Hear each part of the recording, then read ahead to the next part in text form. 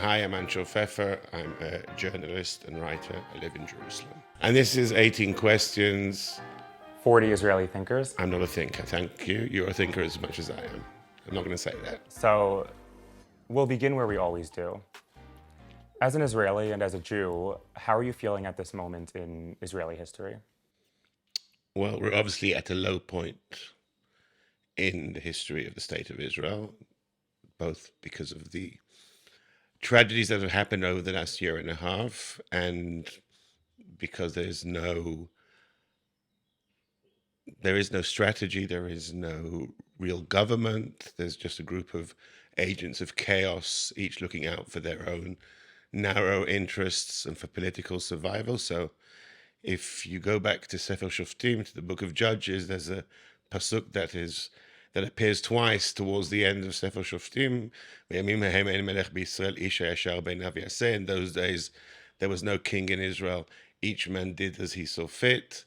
That's the situation we are now in the state of Israel, and it's sort of a managed chaos, and that's not a good thing for a state. Why do you say a managed chaos?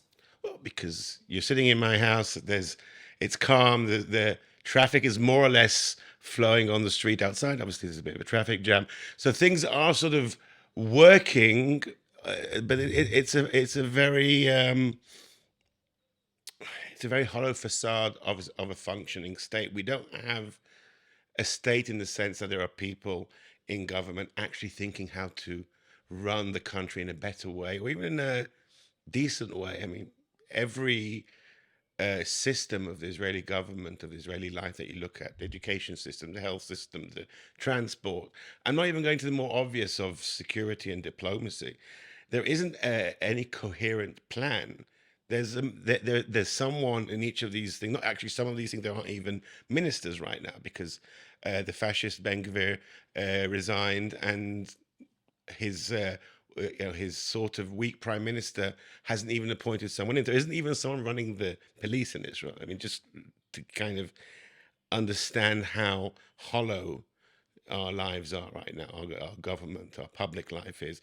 And even where there are ministers, it's like, what can I grab for my tiny, small, narrow interest group, and how do I ensure my political survival? It's not like if you went and asked the education minister, what's your plan to alleviate the teacher shortage or the plummeting in the national testing? There is no plan. It's just like, how do I pass this budget, and how do I make sure my political allies and political supporters are happy for as long as I can do it? And it's the same really with any of the systems, all the way up to issues of national security and diplomacy and just how.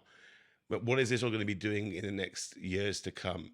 There's no planning here. There's no thinking. It's all about how do the people who are currently notionally in power keep their grasp on power. What do you think has been Israel's greatest success and greatest mistake in the war against Hamas?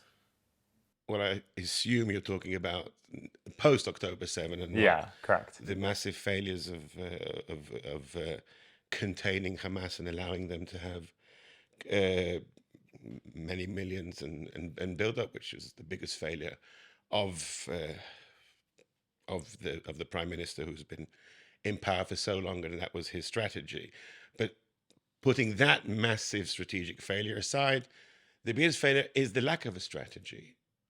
Israel did not have to rush into the war post October 8. There was a pause there where it's not like the Yom Kippur War. The Yom Kippur War, Syria and Egypt attacked, and they continued to move into Sinai and into the Golan on those fronts, and Israel had to react very quickly. And there was a war where you couldn't think, hold on, what do we want to achieve here? The October 7 attack, after a few hours of the terrible things that happened on October 7, Hamas retreated back into Gaza. Now, at that point, Israel had an opportunity to think, hold on, how do we respond? Obviously, there has to be a massive response. Obviously, war has began, but it's a war where you had a moment of, and it took them almost 3 weeks to begin the ground offensive, which began on October 27. to try and work out what the plan is going to be. What are the priorities? Israel is at war, but how does it want this war to end? What's the strategic objective of this war? And the biggest failure is that we're now 16 months after that, and nobody can really say what the strategic objective is, because there isn't. The strategic objective of this government doesn't exist. There's an objective to remain in power. That's the war. The war, as far as those in government, is how do we remain in power, and how do we avoid accountability. So that's the biggest failure. And the biggest failure that we've been for all these months now under a government which has not delivered any type of strategic vision or idea.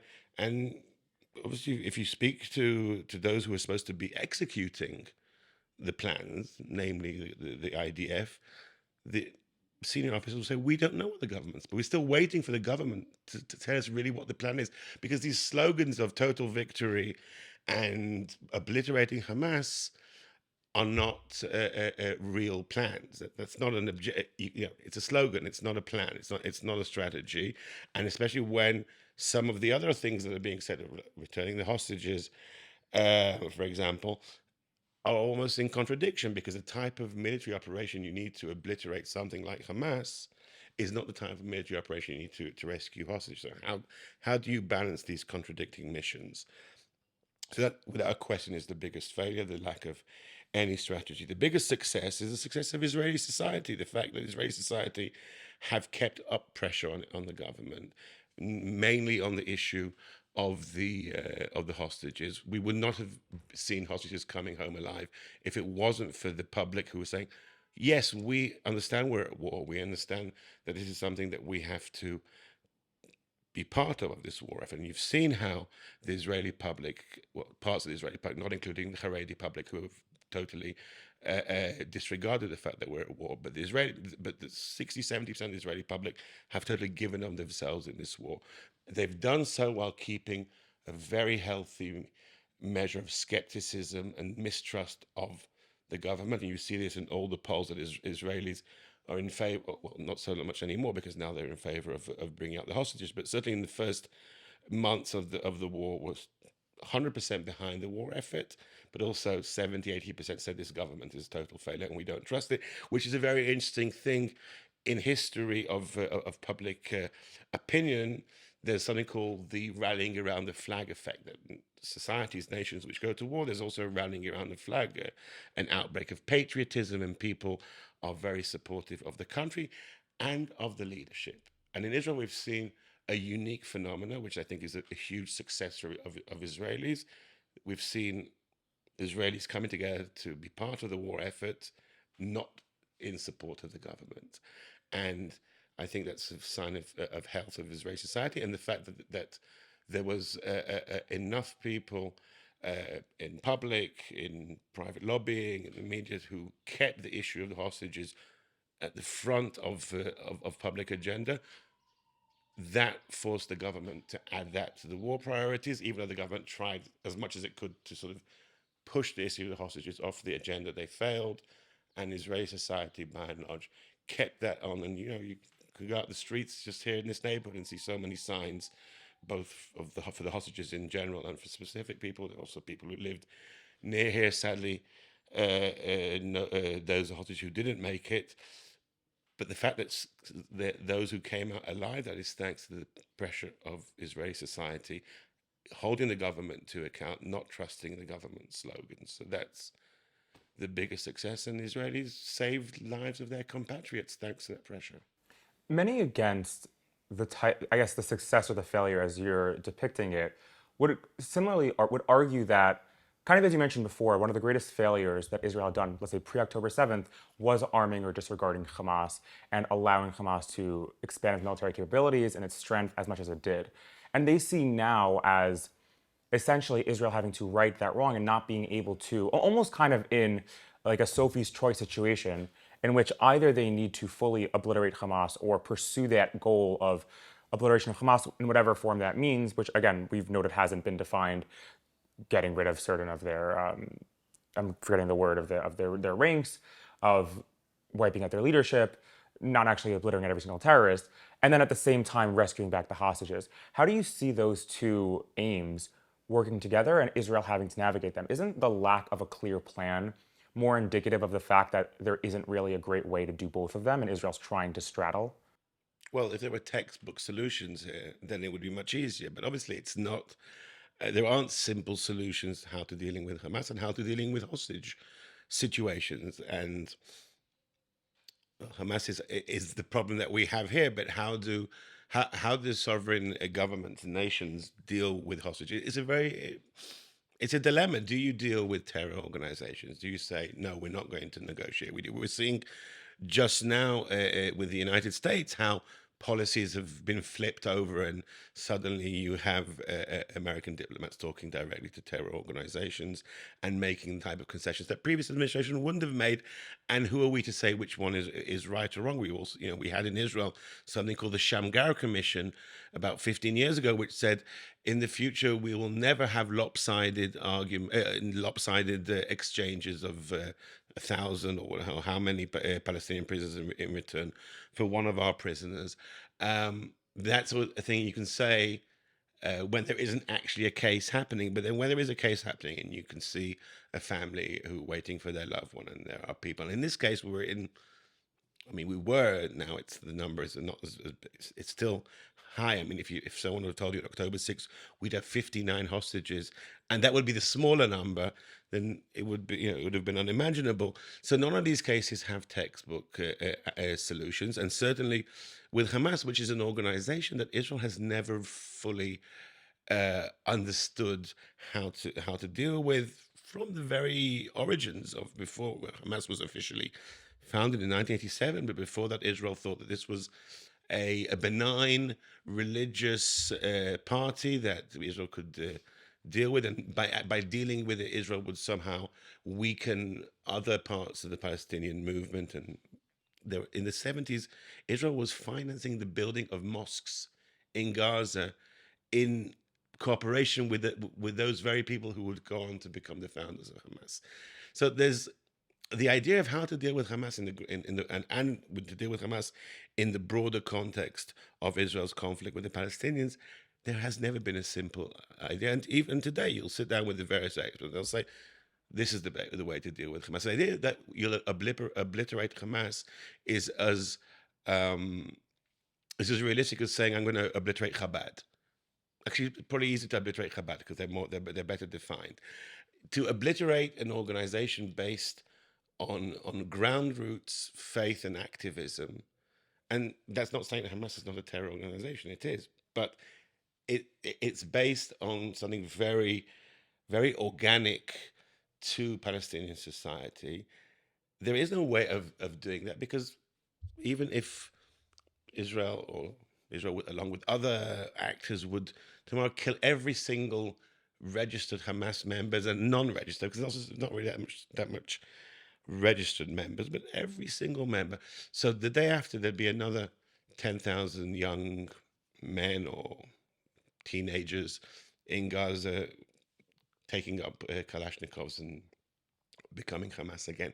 So there is no easy way of dealing with that. And we're already seeing now how Hamas in Gaza is reconstituting. It has been sort of rebuilding itself in what is by now just a 7-week period of ceasefire. So you want to deal with Hamas. You want to make sure that Hamas is not a threat to Israel. Come up with a better, more sophisticated solution, rather than slogans of "we're going to obliterate Hamas" and then just start steamrollering through Gaza. And the same is true of the hostages. We have this beautiful myth based on something that happened in 1976, that Israel had this capability to just swoop in and save 100 hostages. Yes, that did happen in 1976 with the operation in Entebbe. There was an opportunity then, perhaps, not perhaps, those who were holding them captive didn't dream that the Israelis would suddenly swoop in and carry out this operation. It was possible. That's not the situation right now in Gaza. There isn't some. I mean, Israelis kind of were hoping for months and months that our brilliant special forces and intelligence will somehow find the way to go into Gaza, into the tunnel, and bring everybody out safely. That was never going to be the case. So once again, also there you need a much more sophisticated solution, and none of these solutions are zbeng v'gamarnu, as we say in Hebrew. None of them are just wham bam and it's all done. And some of them will take uncomfortable compromises, and some of them could take another 10 or 20 years. Israel's been dealing with Hamas since 1987. The idea that now we'll finally solve this problem, Hamas will never be a threat, will never be something that we need to deal with, was always naive amongst those who believed it and those who tried to make people believe it, even though they knew that wasn't the case.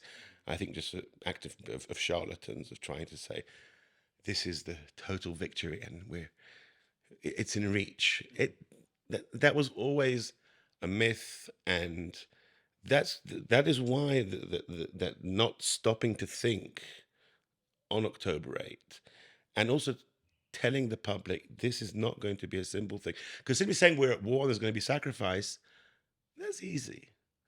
But actually saying there are going to be difficult choices, and Israel will have to make compromises, and Israel will have to defer some of the things that it would like to achieve because there will be priorities, and we'll have to weigh up saving hostages and allowing people to rebuild their lives against this total victory which always was a pipe dream. The fact that there wasn't a leadership capable of doing that, I think, was a big tragedy, and it's an ongoing tragedy because we're still dealing with those myths right now. Before we move on to the next question, I know that you wrote a book about Bibi in 2018, which received a lot of praise and notoriety. What about Bibi? Notoriety? You don't think so? Editorial review said otherwise. What about Bibi? Take it from me. You don't have to. You don't have the to. Notorious Anshel Pfeffer. Okay. It's me. What about Bibi has surprised you over the course of this war? Look, I don't want this all to be about what I think about Netanyahu. Correct. And people could just go read my book or read stuff I've written over the years. I don't think I was that surprised. There's surprise and disappointment, and with disappointment, there's always, you wanted someone to be better. You wanted someone to do the right thing, and you were disappointed. But I think that if you look at the way Netanyahu has always avoided responsibility, has always sought to blame others, even when it was so clear to everyone that it was his failing. And this goes back throughout his public career. So we now have over 4 decades to look at. It was typical Netanyahu. I mean, nobody could have imagined, I think, what happened on October 7th. But the way in which on that very day he was already sitting with advisors and trying to work out a political course to avoid responsibility, sadly, that doesn't surprise me. I would have hoped that he would have risen to the occasion. Sadly, that wasn't the case, and it hasn't been the case. And if you just want one example, right now, there's this big issue of the National Commission of Inquiry, which 80% of the Israeli public in every poll are demanding. And it would have been a no-brainer, as you Americans say. Obviously, you would have to, the biggest tragedy, calamity, failure in Israeli history, you would have to have National Commission of Inquiry. The way Netanyahu has been avoiding that is not new. The Knesset in 1968, so that's 57 years ago, passed the National Commission of Inquiry law, which allows the government, or almost to say the government should, in certain instances, set up a National Commission of Inquiry. Israel's had 20 of these commissions so far in 57 years. Netanyahu has been for 17 years of those 57. Prime Minister says almost a third of that time. None of those 20 commissions were set up under Netanyahu. Netanyahu does not like other people to start investigating the failures of his government. That's why after the Meron tragedy, which until October 7 was arguably one of the biggest tragedies in Israeli history, a shocking failure of safety and police procedure, which led to the crushing to death of 45 men on Meron. men and boys on Miron. And this wasn't the case where it was somehow those who perhaps were supporters of the opposition. It was like from the heart of the Netanyahu camp, the Haredi party, which have always supported him. He totally avoided having a commission of inquiry, and it was only appointed. It was the first action by the Bennett Lapid government. He does not accept scrutiny. We see it in his dealings with his media, with his dealings with critics. He doesn't apologize. So yes, he should have taken responsibility for October. You shouldn't be prime minister right now. But to say I'm surprised by it, no, this is his pattern. Does Western media cover the Israel-Hamas war fairly? As far as you can talk of fairness in media, the answer would have to be no. Could Why do you say no? I'll start with it from looking from the other side. The Palestinians don't feel they're being covered. In fact, I gave a lecture to a group of senior officers a while ago in the IDF, and one said to me, "I heard the Palestinians also feel that they're not being treated fairly in the media," and it was bitmiele, like he was totally mystified by that. I said, "Okay, we're Israeli. We feel that we're the ones being treated unfairly."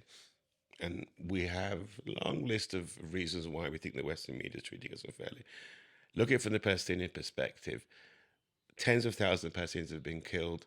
None of them have really achieved name recognition. But look at this, at the hostages and their names, how well they're known right now. In the Western media, I brought it was then shortly after the 6 hostages who had been killed in the tunnel under Khan Yunis. And I said, take for example Hirsch Goldberg Pullin. Look how he has become, his name and his family are so widely recognized in the West. From the Palestinian perspective, this is so unfair. We've lost so many more people, and none of them get this name recognition. This is just one of many examples. There is no way to cover this kind of conflict fairly. It doesn't matter whether you're Israeli or Palestinian. You will see every day reports that you say, this is not fair. Why are we being treated? So I think the idea of such a conflict being treated fairly, certainly from the perspective of either side, and I'm not saying that the sides are the same, and I'm on the Israeli, I'm Israeli, I'm on the Israeli side, but the idea that we'll feel that we'll feel we've been fairly treated in the media is it's an expectation which will always be disappointed. It's not the kind of conflict that can be treated fair. You could argue that the idea of fairness in journalism is in itself something which is impossible to achieve, because what's fair for me is not fair for you. And then if I try to be fair by both sides, perhaps I'll totally lose the capability of covering a story with any kind of effectiveness. And I don't expect it to be fair. I expect it to try and be as accurate as it possibly can be. We should try and be as accurate as possible as journalists, and hopefully the more accurate we get, the fairer we can be. But fairness is it's like perfection. It's something that you can strive and aspire to, but you won't ever. And those who, like I said, those who are in this war, and it's something that we're experiencing every day, every minute of every day for the last 16 months. We're not going to feel when someone comes in from whatever country and reports on this that we're being treated fairly. It's just... Very briefly, I am curious, even for my own interest, and I'm sure for our listeners, for the last decade or so, you've been the senior correspondent for Haaretz, and as of this past August, you switched over to be full-time Israeli correspondent for The Economist.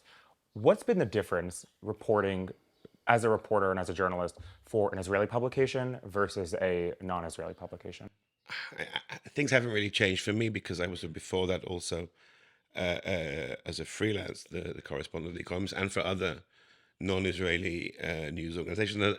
And I guess what your primary I've base been is. writing for 15 or 20 years, both in Hebrew and in English, so I'm used to writing for different audiences and different news organizations.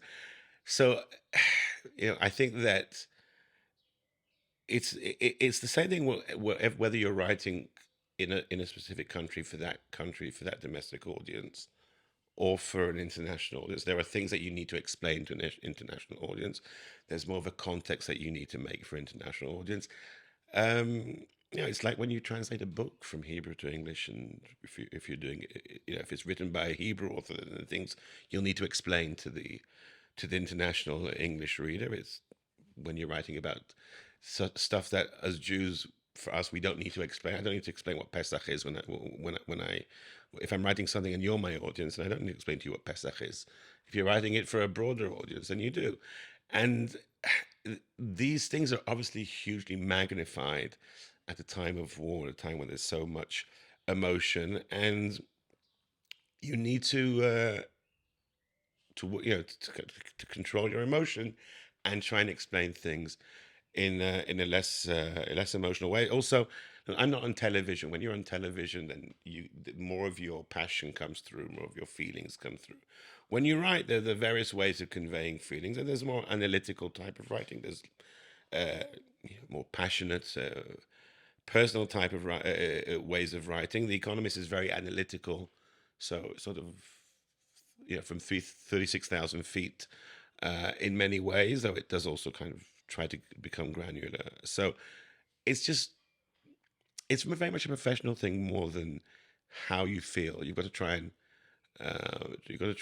and put your feelings aside when you're writing for a bigger international audience, and certainly when you're writing for something like The Economist, where the value in what you're doing is the ability to analyze. It's still at the end of the day a weekly newspaper. It's not a daily paper where you'll have 100 reports and everything that's happening. There'll be 2 or 3 reports maximum about a specific topic, and that you'll have to kind of, especially when it's a war with so many moving parts, I think you've got to try and give as broad and as well explained a picture as possible. So yeah, it's very different from when you're writing for an Israeli newspaper, and certainly at time of war, your passion is even expected to be part of your reporting. What do you look for in deciding which Knesset party to vote for? Not who you vote for, but what are the things that you're considering when you're deciding who you want to vote for? To shift gears to a little bit more of a. It's a bit of a shift, yeah. What do I look for? Well, uh, well, it's a parliamentary election. So first of all, I think you need to think, who do you want to represent you in the Knesset? And even though we don't vote for specific candidates, but for lists of candidates, I think the first thing I think is, who is on the list of candidates of the parties which I'm considering, and are these the people I want in the Knesset? These are the people who are going to be representing me and taking care of Israel, of the things that are important to us. So one of the main things I look at is a list of candidates. Obviously,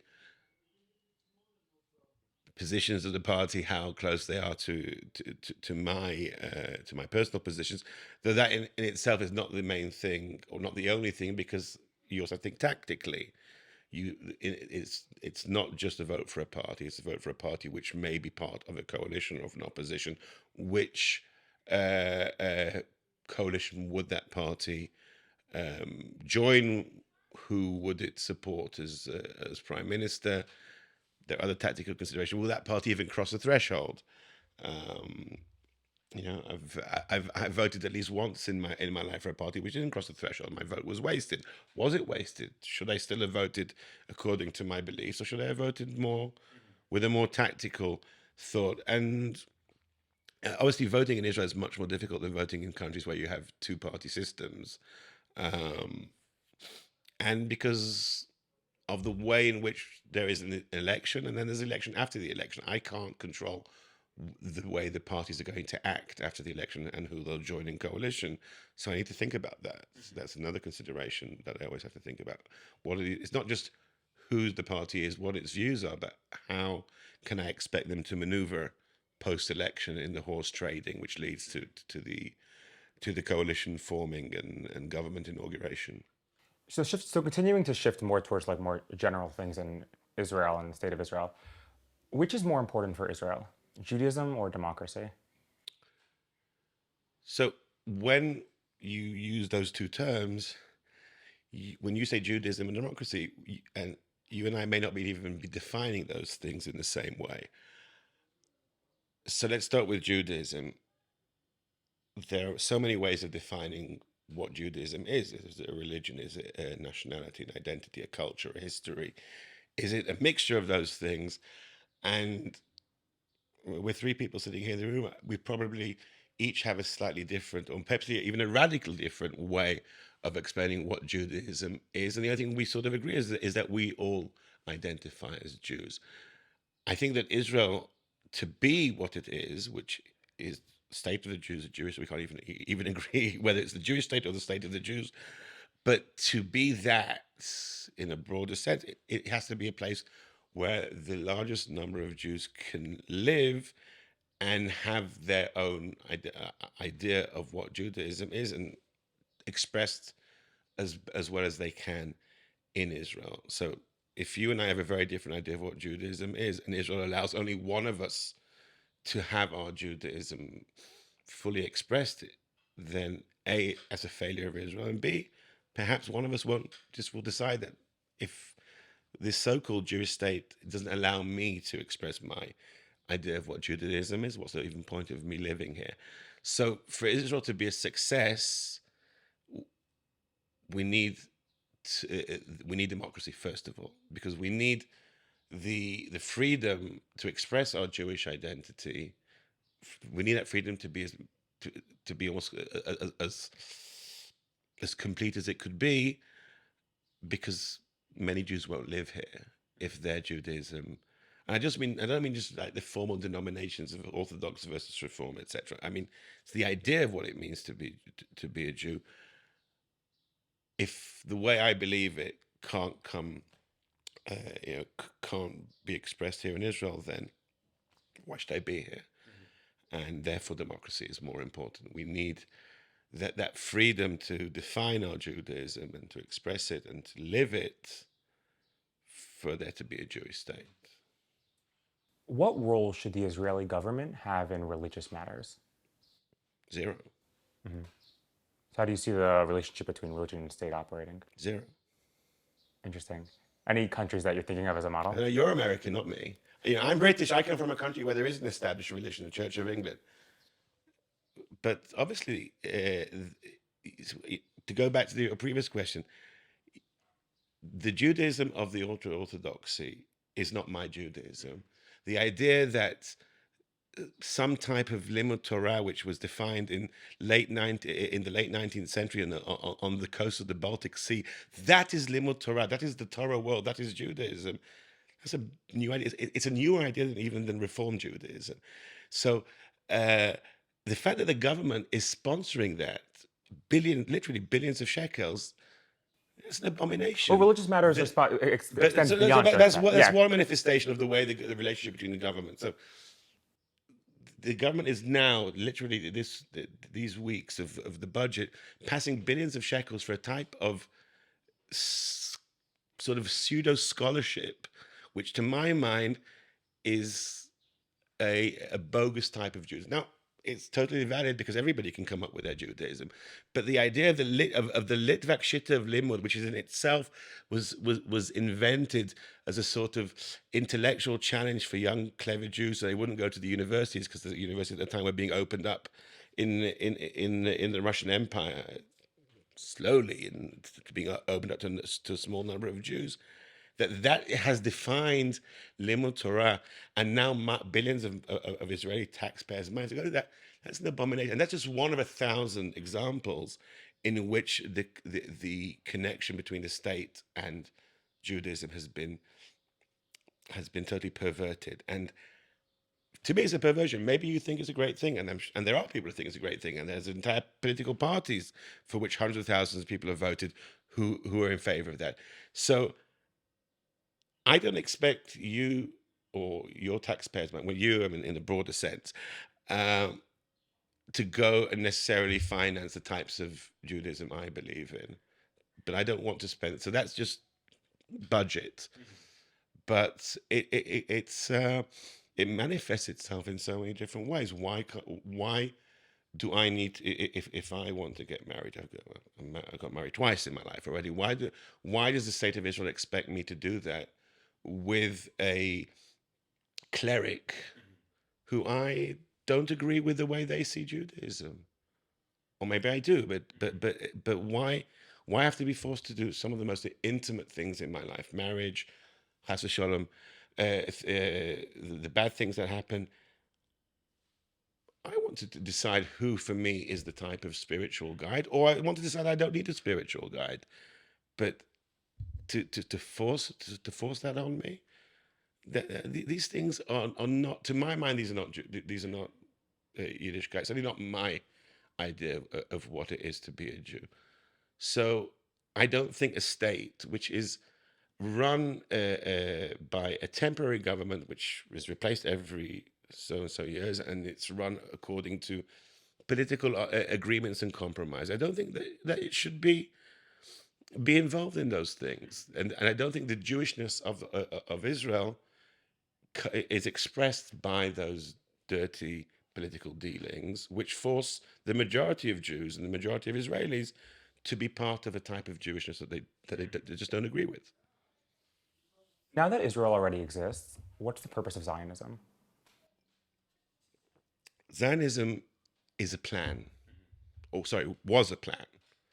The idea of Zionism being an ideology just because the ism at the end, and because it came into the world around about the same time that communism and capitalism and the socialism were talked about, it's not an ideology. It was a plan. It was set forth in practical terms by Haaretz and by other people that mainly Haaretz was very good at PR. He wasn't the first, certainly. But the idea of a sovereign state for Jews in the biblical homeland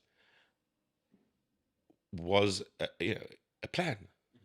How do, and that's, and if you read Alt Neuland, you read the Judenstraat, the two books by Haaretz. I mean, there's a lot of romantic ideas there, but it's also an idea. This is how it should look. This is the blueprint of a Jewish state. Obviously, the Israel that came into being 50 years later is not exactly what Herzl Herzl set out, but it was done. 1948, Ben Gurion stands up just before Shabbat begins in the Tel Aviv Opera House, and it's done.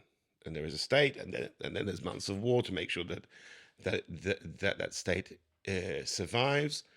And you could say there's a period perhaps of months and years in which it may have been a bit touch and go, and to make sure that really the state would remain in existence. But by and large, 77 years ago, 77, 48, yeah. It became a reality. So Zionism was a plan that succeeded.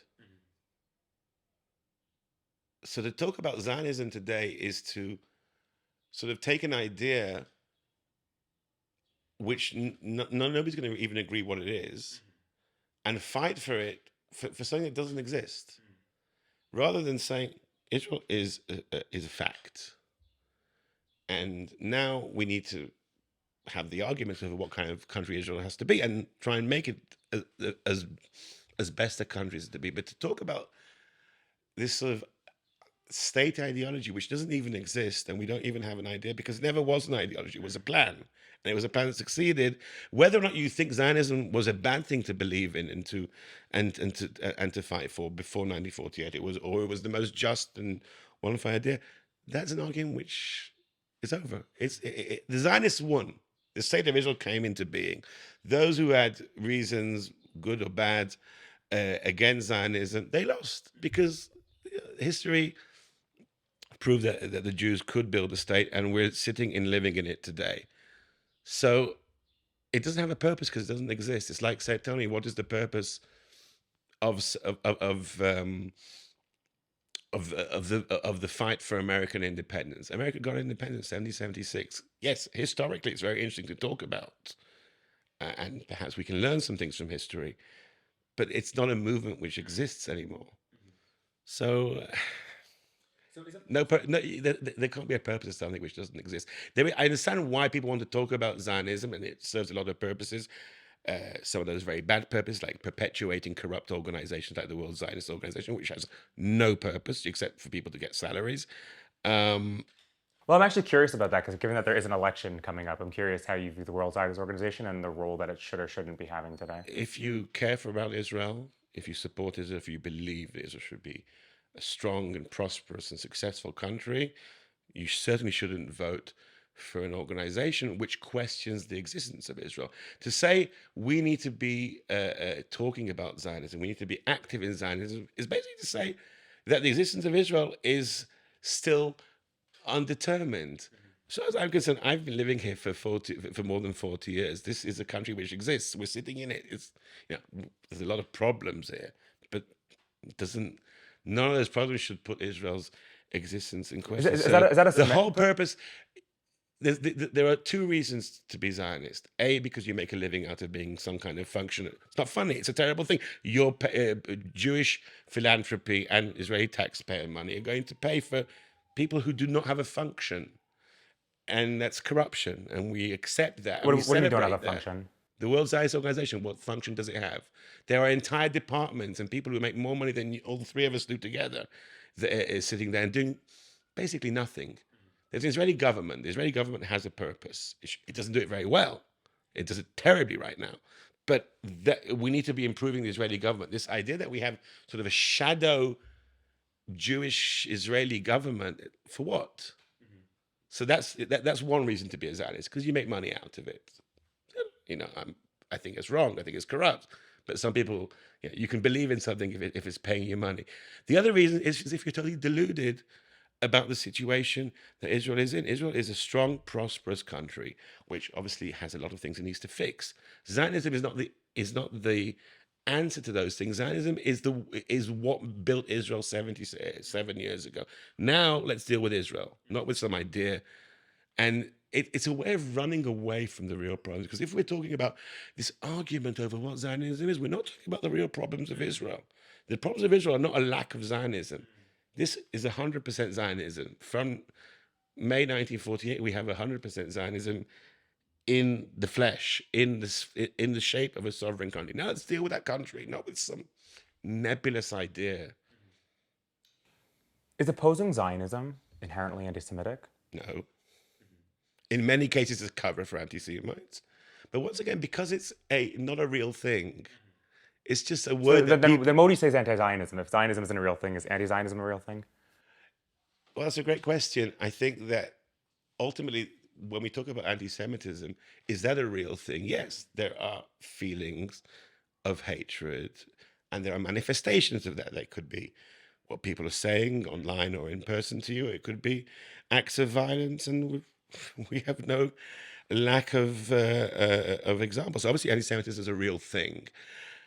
Because we live in a world where, I don't know how many decades, anti-Semitism is not so respectable, then there are lots of covers for it. And obviously a cover for it would be hostility towards Israel. And the hostility towards Israel has the label of anti-Zionism. The fact that there's no such thing as Zionism doesn't mean that there isn't real hostility towards Israel. It doesn't mean that hostility towards Israel, in many cases, and not in all cases, is also hatred of Jews, and it's a convenient cover. Is the IDF the world's most moral army? No, the world's most moral army is the army which never has to fight a war. So look at the armies around the world, look which one hasn't fought wars in the last century. And so there you'll find the most moral army in the world. The term I was trying to find where that term came into use for the first time, and it was used, from what I managed to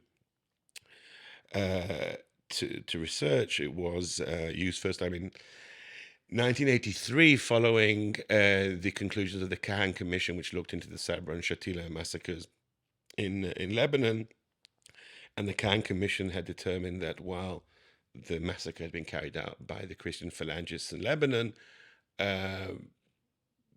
then Defense Minister Ariel Sharon and some other senior figures had responsibility for not preventing it. And in the defense of Sharon, various people were saying, how could Sharon be blamed for something that was done by another group, and not even Israeli? That was the first time when someone said, the IDF is the most moral army in the world. How can you blame us for any kind of responsibility for what was being done in Sabra and Shatila? And the reason I'm bringing that up is that it's always been used as a way to try and avoid difficult questions. If the IDF is the most moral army in the world, we don't have to answer questions. It's a shield from the things that we don't want to talk about when we talk about the necessity of the use of military power. And the fact that we need to fight wars, and Israel does need to fight wars. You could argue how many of the wars Israel has fought or is currently fighting. It does need to, but no question Israel needs a strong army. It needs to be fighting, and in some instances needs to be fighting wars. Means that we also have to deal with the difficult questions that arise of the use of military power, because with war, there come war crimes, and with lethal power, you can also have a lethal abuse of power. I'm not saying for one moment that the IDF should have less lethal weapons. No, the point of having an army and having weapons is that they sometimes are used to kill, and sometimes used to kill a lot of people.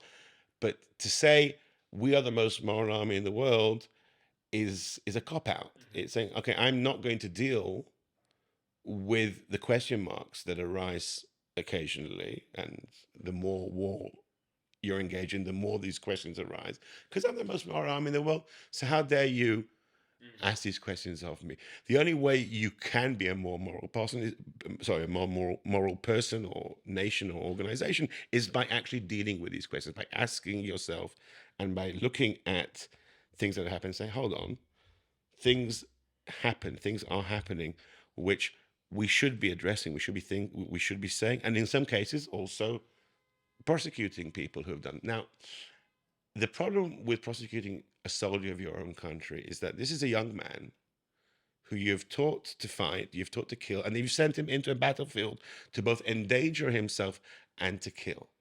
And then if that person did something wrong, committed a crime on the battlefield, which is a criminal act, you need to prosecute that person, and if necessary, punish him. But at the same time, this is someone that you gave that gun to, you sent into the line of fire, you said, go and endanger your life and fight. So is the issue of the government's culpability, or in terms of the morale towards others who may or may not feel encouraged? So you're talking here about moral issues, you're talking about criminal issues, and how do we deal? Yes, it's very difficult to deal with questions of how your country's soldiers have acted on the battlefield, because this is someone who was out there endangering their life on your behalf. You sat home safely, that person was out on the battlefield, and now how dare those lawyers go and say, well, we need to question this person and possibly even put him on trial and even send him to jail for what he did. So this is a huge moral dilemma, and very few countries know how to deal with this. And we don't need to get into the whataboutery of showing how many Western democracies have failed at dealing with war crimes committed by their own soldiers. Certainly non-democratic countries who have done that. And yet we need to be addressing that. And until we address that, we can't talk about being moral. So yes, I can give you a whole lecture on how, when Israel targets drone strikes, there will be an extra pair of eyes looking and trying to make sure that civilians and children.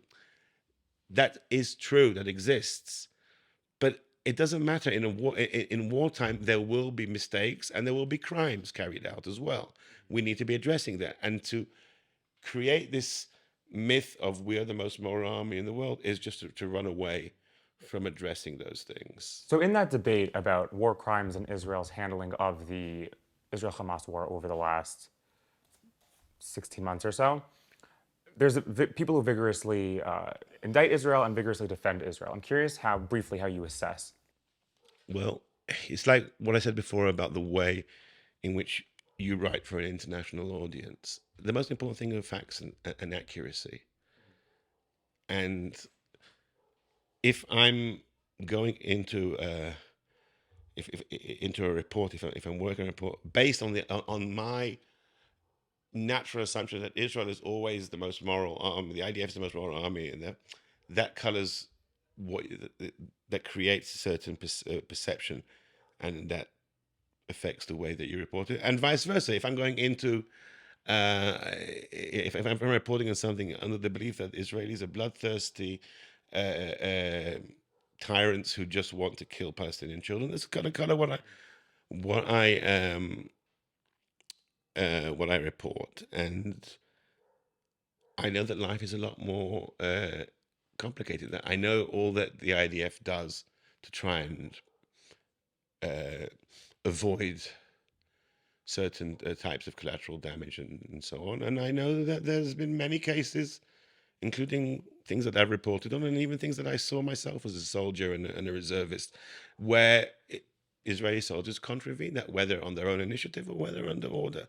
So I need to be as professional, not in the sense that I can't be in any side. I'm always going to be an Israeli. I can't erase my Israeli identity. I've been an Israeli since the age of 9, and I will be for the rest of my life.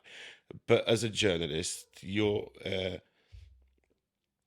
duty is to come to every report with the knowledge that you have, obviously, with the idea that, okay, these are the precautions that they should be taking, and these are the ways in which there have been infringements of these things, and try and work out what's happened in every case and have a healthy degree of skepticism.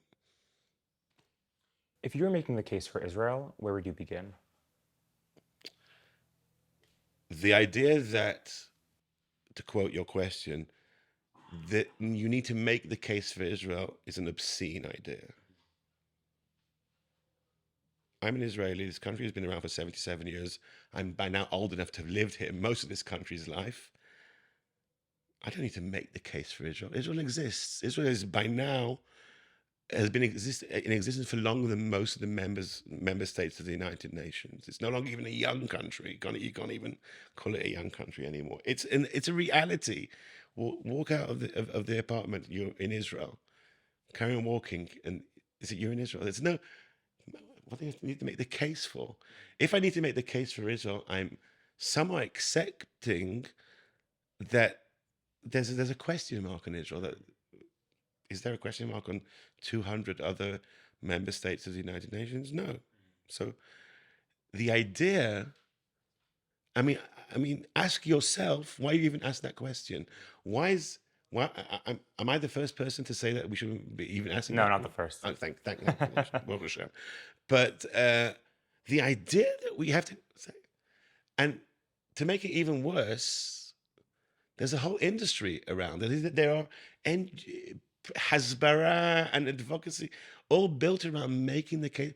So I'm not going to say a dirty word I was going to make, because this is like this is for family listening. What a waste! What an obscene waste of money.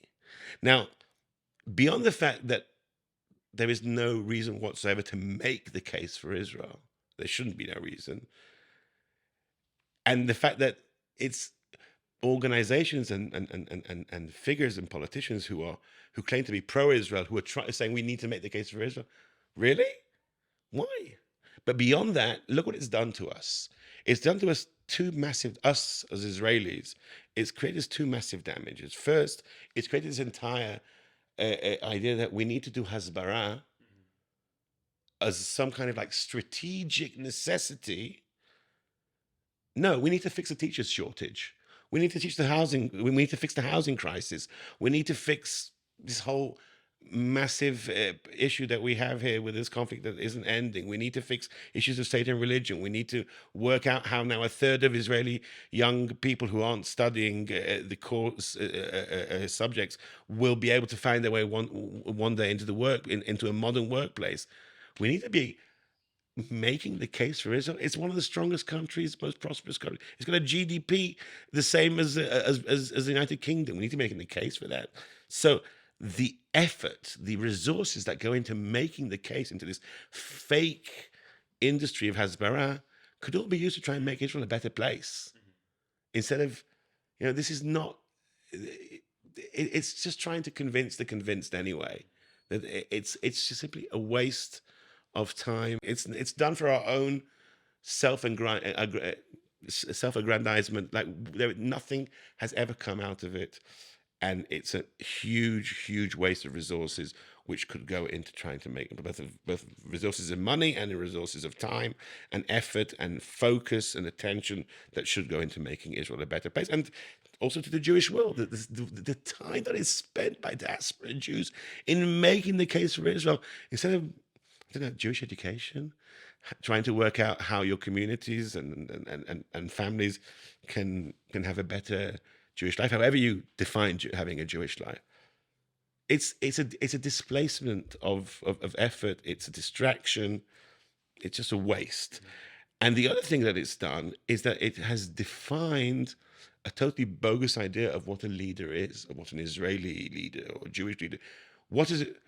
How would you define an Israeli leader? Nowadays, it's being defined. Oh, he makes good speeches in the UN, or he gives good interviews on CNN or BBC, making the case for Israel. Really, is that what I want from a leader? If I had to make a list of 30 things that I need the leader of my country to do, making the case for Israel wouldn't be in the top 20 or 30. Maybe to creep into the bottom of the top 30. But there's so many things. But we have had, and we don't have to say the name of that person because I'm fed up of saying his name. But for the last 40 years, because we have had this template of a Jewish leader or an Israeli leader, how did he make his name? By making speeches in the UN. Then that is what an Israeli leader should be. No, look at, go back to Parashat Yitro and the blueprint of what a Jewish leader should be, and we have it throughout both the Torah and throughout all our history. It was never, oh, here's someone who can go and make a good speech. Yes, there were times in which diplomacy is needed. There are times in which you do need to be able to make a case, but that should be defining what leadership is. I'd much prefer. I've heard of this Jewish leader. He had speech impediment, and yet he became the greatest Jewish leader of history. Right? Moshe Rabbeinu, kvad per, kvad lashon. Really? But Moshe Rabbeinu couldn't go and talk to in the United Nations in English. He would have been terrible on CNN, Fox, for clout. So the idea of making the case for Israel. I'm sorry, I didn't even answer your question. You said, how would I start making a case for Israel? The answer is I would not. So it's a very long way of answering your question. No, that's a satisfactory answer. Do you think peace between Israelis and Palestinians will happen within your lifetime?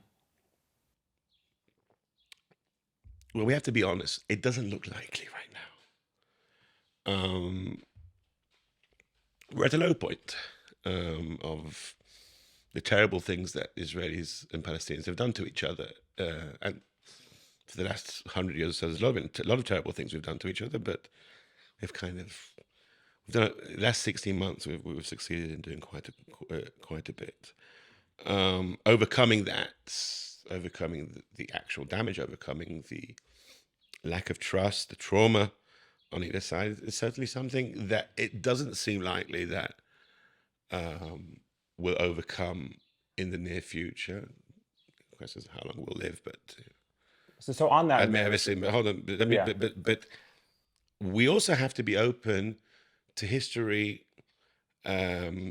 creating surprises, or reality. Now we're looking back at the reality that's history. I'll give you three which I think are very strong examples. 1945, the Second World War ended. there were two world wars in the first half of the 20th century between France and Germany, the two countries which were most in that fight and were most damaged. 6 years later, they were already setting up the Coal and Steel Pact, which became the basis for what the European Union is today, and it's the most successful trading bloc and the most peaceful part of the world. Who would have imagined at the end of the Second World War that France and Germany would be the founding members of what is still today the most successful, peaceful international regional bloc, the EU? And that happened within a few years. But okay, there's a guy, we don't think about them. Look at Am Yisrael. 1945 was also the end of the Shoah, the biggest tragedy. Over nearly half of our people were exterminated. 7 years later, the Jewish state of Israel was signing the reparations agreement with the Federal Republic of West Germany. Now, if I say to a Jew in 1945, 7 years from now, there's going to be an Israeli prime minister signing deals with a new state of Germany, you thought I'm crazy. And likewise, at the end of Yom Kippur, at the end of Yom Kippur War, 1973, who would have imagined that 5 years later, Anwar Sadat, the president of the country, which just had one of the most deadliest wars with Israel, would be in the Knesset making a speech, and which would lead to historic peace. So I can't give you now a scenario in which the same thing is going to happen between Israel and the Palestinians in 5 or 6 years. But the fact that it was unimaginable then, and all it took was 5, 6, 7 years, and it happened, peace with Egypt, peace between Germany and France, Israel and Germany after the Shoah, entering into various agreements, shows that the course of the affairs of nations can sometimes surprise us, and sadly, we can't see into the future and hopefully look at this at a time when we will have that, but I wouldn't rule it out. So on that note, what should happen with Gaza and the conflict after the war? $1 million Look, much question. cleverer, I'm certainly much more powerful people than me have had so many bad ideas of what to do with Gaza currently. And we've just seen what AI has created for future for Gaza, which is obviously very ridiculous. Gaza is not a natural place in the sense that, okay, Gaza is a city, a town which existed for thousands of years in Tanakh, but the Gaza Strip is part of the coastal strip of this land. It was carved out in 1948, 1949 by the Egyptian army as a result of where the ceasefire lines were between Israel and Egypt, and where Palestinian refugees had fled to, a large number of the Palestinian refugees had fled to, following the Nakba, their uprooting from their towns and villages. And in that sense, it's not a natural identity. It's a holding area, which has remained a holding area for 76 years, cut off from its natural area, which is the rest of the coastal plain. And you go down from, Akko, Haifa, Yafo, Tel Aviv, Ashdod, Ashkelon, Gaza. It's not. It was supposed to be always part of that. And yes, there are borders. There are international borders or de facto borders which split territories and countries apart.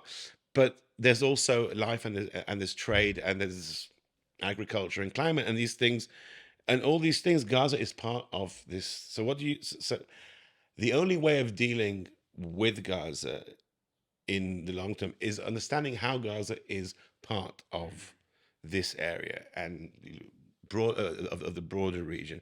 And currently, we're still looking at Gaza as this holding place for people. And without going to question of the blame, and obviously Hamas is to blame for launching the massacres of October 7. Honestly, there should be no question about that. But we also have to ask, can this situation where Gaza remains a holding area for people, I don't want to use the words that some people use, because I think those words are used in an unfair and ahistorical way to sort of compare Gaza to things that were done to the Jews. Israel didn't create Gaza. Egypt created Gaza as the Gaza Strip, as a holding area. But it doesn't matter, once again, the question of the blame of Hamas or Egypt, and various Israelis as well, to things that have happened is not going to help me deal with, not going to help us, not going to help Israel, not going to help the Gazans and the Palestinians. And to deal with that, we need to start thinking about, okay, there are going to be 2 million people. They're not going to go away.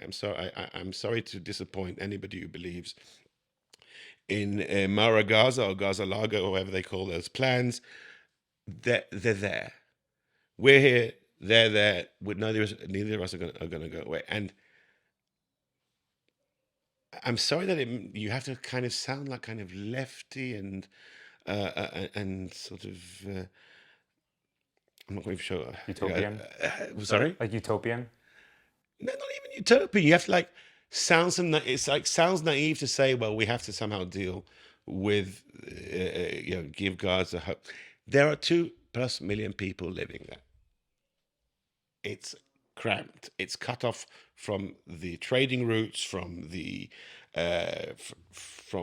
farming and other microclimates that are around it. It's never been a natural place, and therefore it's always been a place of misery, and always been a place from which attacks on Israel were launched.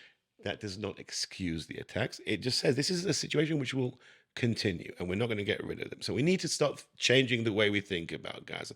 Now, the immediate answer of an Israeli when you say this is, but did you not see what happened on October 7? Did you not see how they came out of Gaza and murdered us and raped and burnt and pillaged? Yes, I saw that. And I think that we have to make sure that we've certainly exacted quite a retribution for that, and we have to make sure it doesn't happen again. But that doesn't change the fact that there's still 2 million people there. So how can you trust them? And that's a really good question. And it goes back to a question of, will we see peace with the Palestinians in our lifetime? And I should have answered there. I should have answered as we already have peace with the Palestinians. Yeah, but not with all the Palestinians. We have peace with 2 million Palestinian citizens of Israel. And do you have kids? No. One day if you will have kids, and they'll be sick, and if you'll still be living in Israel, you'll go to the pharmacy to get some kind of medicine. Who's going to mix the medicine? Who are the pharmacists in Israel? A guy in Israel who says to me, can't trust Palestinians. I said, last week when your little kid had a virus, who mixed the antibiotics? A Palestinian pharmacist, probably a woman wearing a hijab, actually, and you trusted her with the medicine for your child. So levels of trust fluctuate, and somehow Israelis can trust the Palestinian pharmacist who's mixing their kids' medicine, but they can't trust the person in Gaza. I understand in both cases why that is, but it also means that trust is something that can be earned, that can be built, and we have to try and do that. Where do you read news about Israel? Where do I read news? I mean, mainly on the screen of my smartphone. Obviously, it's just the most. Which publications? The closest. Sorry. Which publications? A huge range. Obviously, Haaretz is the source of the most reliable, up to date. I mean, there is nothing. Malah Haaretz Kvodo. There is nothing but Haaretz. There are a few others, but obviously, in Hebrew and in English, that's the most authoritative. Is the source that you can trust. No question about it. I'm not going to give marks to other news organizations. There are others. Some bad, some a bit less bad. Where do you identify on Israel's political and religious spectrum? And do you have any friends on the quote-unquote other side? I don't see it as a thing of size. It's certainly much more, like you said, a spectrum. I was born religious, and I was born... I grew up in the Tilumi community, and I lived as a young man also in a couple of settlements. So I've lived on all sides and parts of the Israeli political spectrum. Now, I'm certainly not politically in that place anymore, but most of my family and many of my friends still are. It's not. I don't see it as a matter of sides, because I've also seen how Israelis quote unquote change sides, or how the sides change. I mean, the way in which They slide. it's not just the way we move, it's also the way the spectrum has changed in what are the main issues. Who thought 5 years ago the biggest issue would be what are the powers of the Supreme Court and how to balance them with the powers of the government. So the way in which we change, I think it's true also about religion. I am massively passionate about Limud Torah, and I'm massively passionate against the way a certain community thinks that Limud Torah has to be.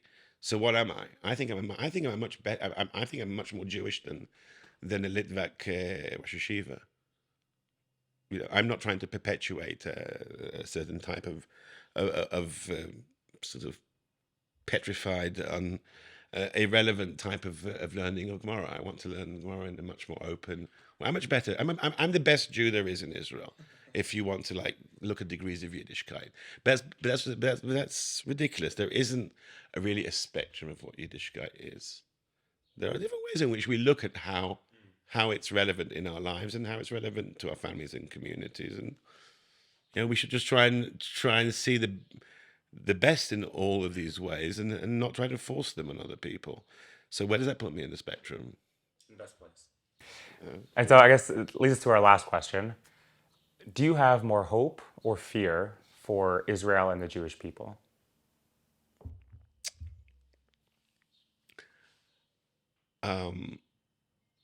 I never forget where Israel was 80 years ago. And it's like Dayenu in the Haggadah, that Ilu lo tzianu miMitzrayim, God hadn't taken us out of Egypt, but that's all he had done. That would have been enough. And then the whole long list of things in the legend of Exodus, and that's such a profound idea, because on the one hand, all the things that God did for us in the redemption from Egypt and in the arrival in the Promised Land and all the things that happened there, you can't imagine Jewish history without any of those things. How many? There's 25 of them. I can't remember the number of day. I think it's 20. Do you remember? To count. Anyway, yeah, it's like a list. So how can you say Dayenu? How can you say that would have been enough? What could we have done without the? One of them is Matan Torah. Could we imagine our lives without Torah? I can't imagine my life without Torah. Could we imagine our lives without our connection to this land? I couldn't. But the idea that we are constantly on this ladder of achievement, of hope, and of the next, as they say in Yiddish, is that's our life as Jews, that's our history as Jews. So how can I not be optimistic? I'm living in, yes, things are terrible right now. We have the worst government in Jewish history, going back to the Hasmonean kings who let the Romans in 2,000 years ago. Without a question, probably even worse than them. We are up, let me say this in a kosher way, up a manure canal without a paddle. We have no idea how we're getting out of this. And yet, look at all that's been done here in 80 years. We're sitting here in Jerusalem. It's peaceful. Lots of things need to be fixed about Jerusalem. This is a very screwed up city, which it's poor. It's a million residents don't have a way of talking to each other. It's dysfunctional. You're going to try and get here from another neighborhood, and you'll be stuck for an hour. And the road, and this is what nicest neighborhood in Jerusalem. The road out here is cracked, and my daughter-in-law broke her ankle here on a tiny pothole. In German colony, who'd believe that kind of thing? And yet, who would have dreamt of us living like this in Jerusalem? And we dreamt of it. We never believed in it. So I'm full of optimism. That none of that optimism will stop me from saying, trying to describe things as the way they are and criticizing the way they are. But if we managed in 80 years, or our parents and grandparents, to be pessimistic is to deny all our parents and grandparents built since the end of the Shoah. How could How can we even dare to be pessimistic? Look what they dealt with.